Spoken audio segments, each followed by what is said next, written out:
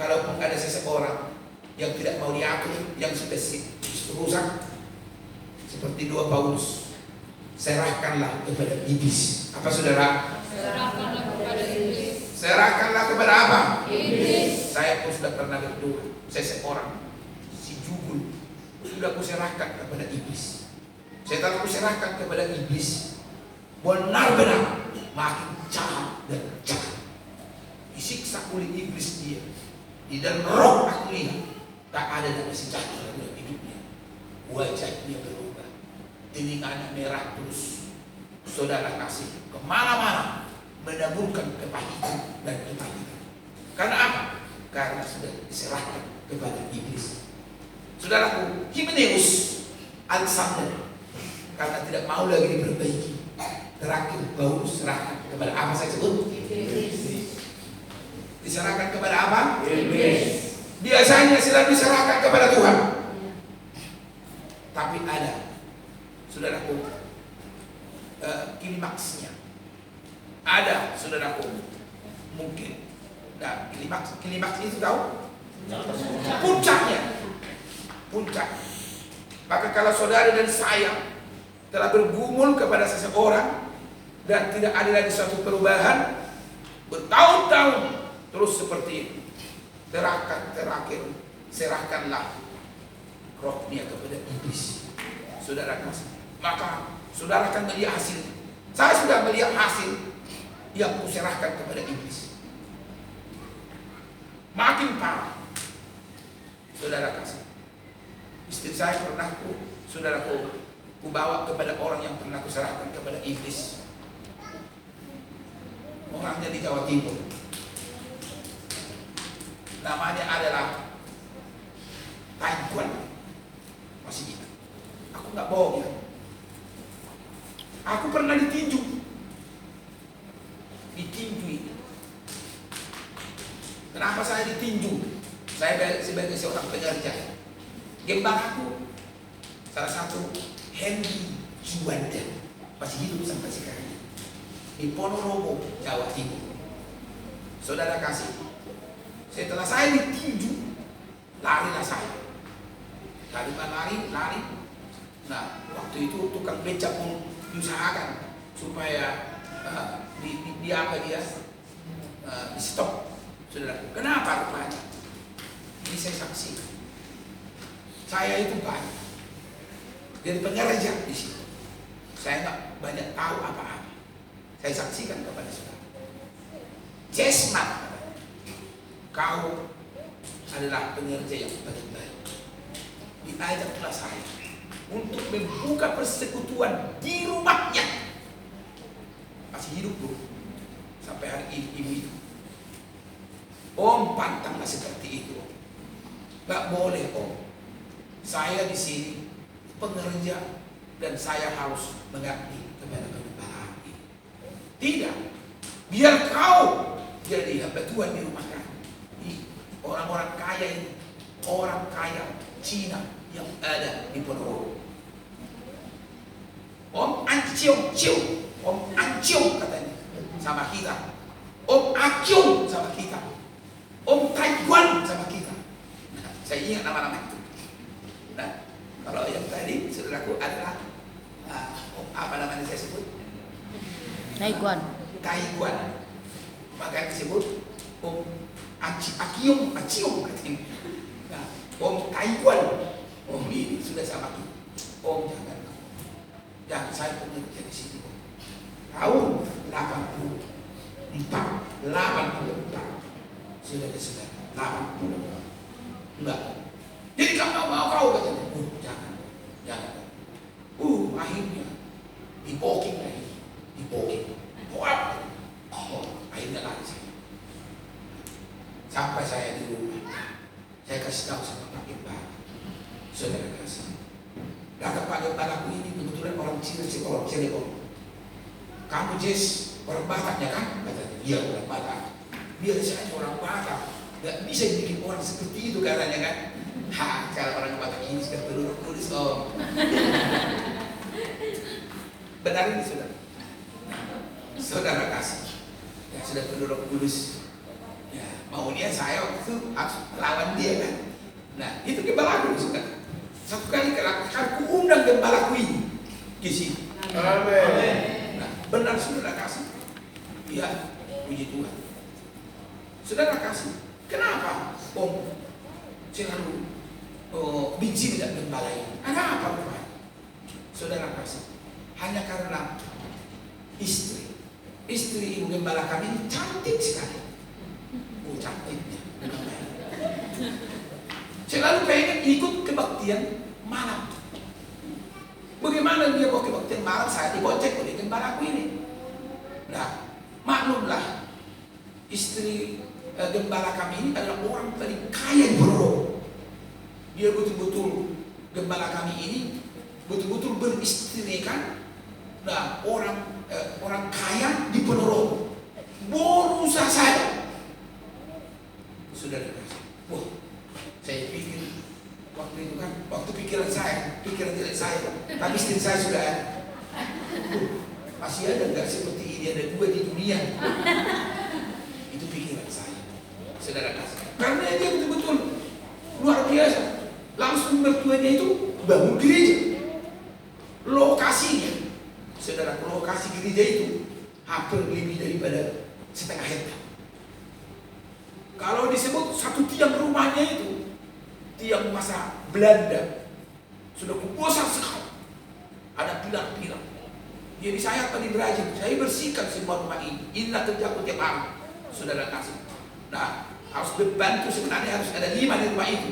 Saya kerjakan seorang diri. Mulai dari halaman saya bersihkan.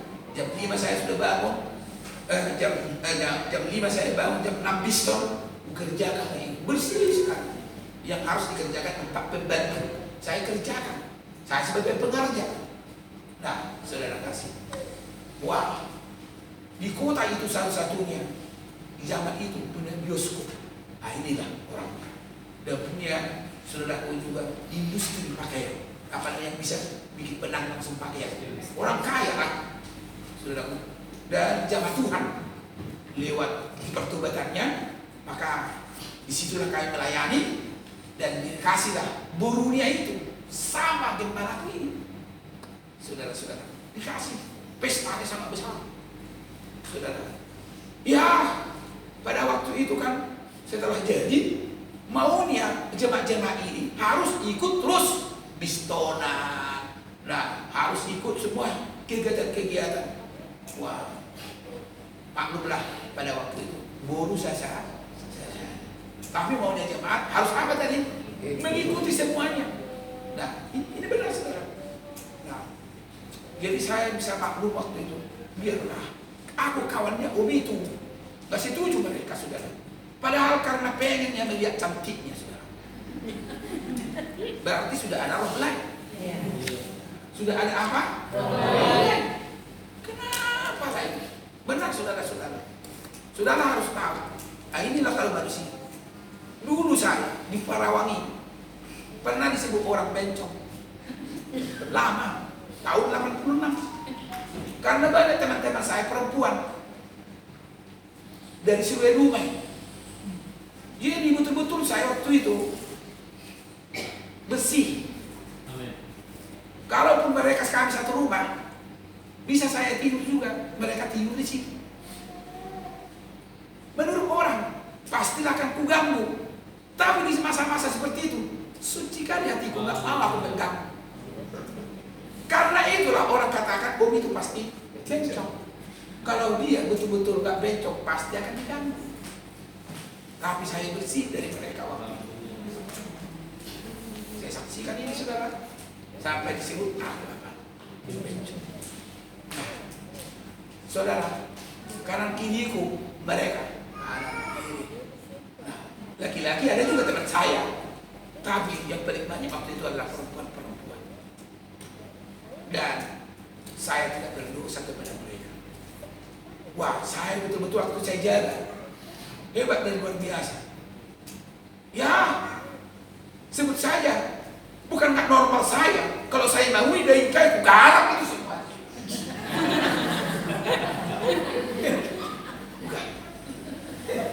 Ya mungkin kalau saudara pada waktu itu ada jangan-jangan menggarap juga.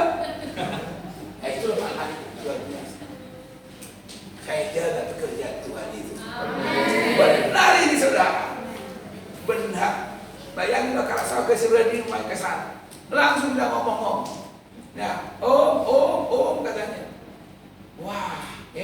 kompak dengan mereka sampai tidak kupikirkan apa-apa dengan mereka.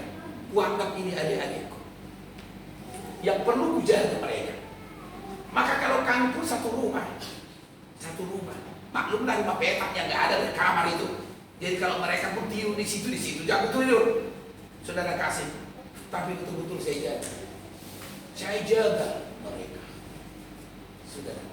Maka orang katakan, kalau laki-laki sudah pastilah, kan gitu kan?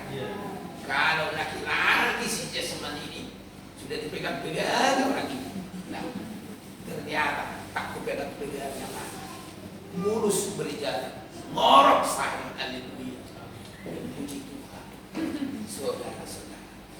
Namun pikiran orang jadi disebut apa? Nah, ampun, saudara. Nah, ini benar ini, saudara. Nah, coba kalau kau ganggu, berbeda lagi. Oh, laki-laki. Nah, tapi sudah pasti jatuh saya. Nggak akan ada lagi, saudara kasih. Nggak akan ada. Tak akan diperawat.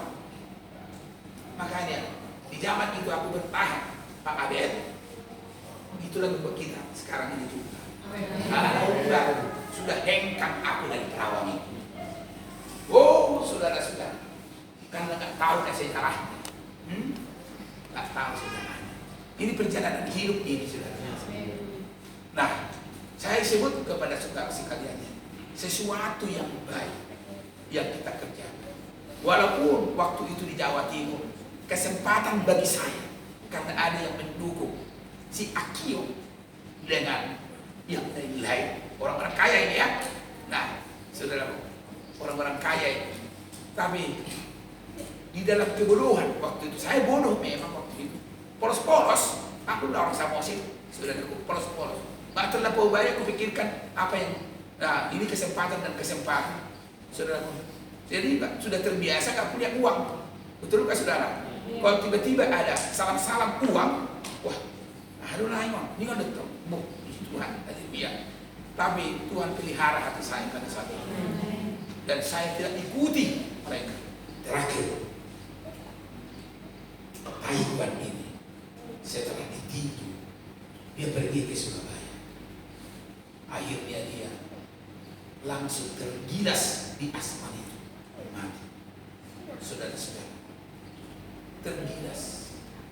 Berikutnya, saya tinggalkan lagi itu semuanya. Saya pergi akhirnya ke Perawang, sebelumnya ke Pekanbaru. Menikah saya di sini. Sudah saya dengar beritanya, sudah mati dia. Masih kubawa istri ibu gembala ini sampai ke rumahnya di Jawa Timur. Saudaraku, kubawa ini. Dan langsung istrinya, karena istrinya kompak dengan saya, kompak betul-betul. Saya kompak sama ibu-ibu. Makanya tak heran saya selalu kompak dengan ibu-ibu di sini. Saudara kasih. Kalau nggak ada kompak ibu-ibu dengan saya, sudah keterlaluan ini. Saudaraku, berikut, saudara, nangislah ibu itu. Sudah mati dia. Yang kutangisi adalah Om. Kenapa? Nggak sempat Om berdamai dengan suamiku itu. Nah, itu sudah saudara. Benar. Saya bawa. Nah, inilah dia suaminya yang bilang.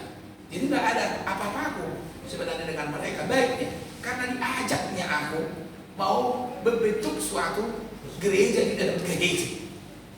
Saudara, dijauhkan Tuhan. Amin. Saya lolos dari situ, saudara kasih. Tahun 84 saya lolos. Maka Tuhan percayakan saudara dilakukan di tempat ini. Benar kesaksian ini. Nah, saya sudah berdoa kepada Tuhan. Saya mengundang gembala ini puji Tuhan supaya mereka hampir saya tahun 80 berapa kita pernah di situ ya. Nah, pernah kami sekali kita mau dengan ini. Itulah saudara kasih. Memang mereka mendidik kami, mengajar, dan banyak hal-hal yang mulia yang saya pelajari. Dan saya tidak mau mengkhianati sesuatu yang baik. Haleluya. Disitulah aku belajar naik sepeda motor. Bagaimana cara saya dengan sepeda motor? Kusuci dulu sepeda motor ini supaya bisa kupakai. Gitu kan? Nah, ku cuci sepeda motornya ya, masih bersih. Iya, ku bawa ke sana, ku pakai di situ. Saudara kasih. Nah, tentunya dia pun nggak bakalan pelit. Namanya pun sepeda motor sudah diapa? Cuci. Nah itu, ada orang saudaraku dipakai sepeda motornya nggak pernah dicuci kalian. Coba cuci kalian, makin tertarik orang ke sana. Nah, berikutnya ada mobilnya. Bagaimana lah supaya saya bisa pakai mobil ini? Nih, waktu itu, saudara, karena suami ini mertua ini, bukan dia nggak punya mobil, tapi mertuanya kan, saya kompak dengan mertuanya, saudara. Nah, saya sebut, mari ku cuci bersihkan mobil ini. Nah, iya, bersih senang lagi mereka. Nah, saudara kasih, saudara ku bersihkan, ku hidupin. Setelah hidupin, nah, mana lagi acaranya? Mana lagi? Kan gitu kan? Nah, 2 meter ke depan, sebanyak gitu banyak. Cek. Kenapa kalian dorong masuk selalu gini-gini mobil itu katanya kan? Ibu aku kau mobil ini. Tapi tiap hari selalu cuci, berlalu sudah bersih supaya dikasih. Hanya gini mundur. Sudahlah. Kata Om itu sudah. Lebih baik kau sekolah apa? Sekolah negeri. Sekolah. Saudara, disekolahkanlah saya. Karena aku bikin atrek mundur. Atret yang mundur. Atrek apa? Maju.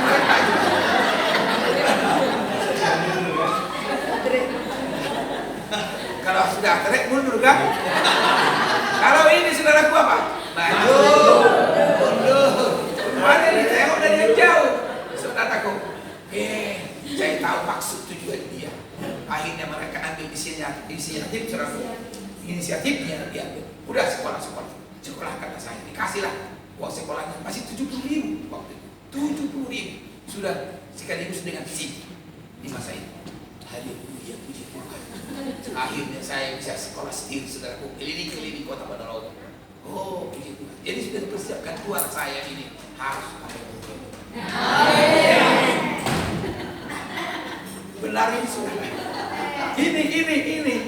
Maka terakhir, itu dari situ persiapan. Yakin. Maju, mundur. Jadi saudara. Haleluya. Amin. Oke lah, puji Tuhan sampai di situ. Mari kita bangkit berdiri.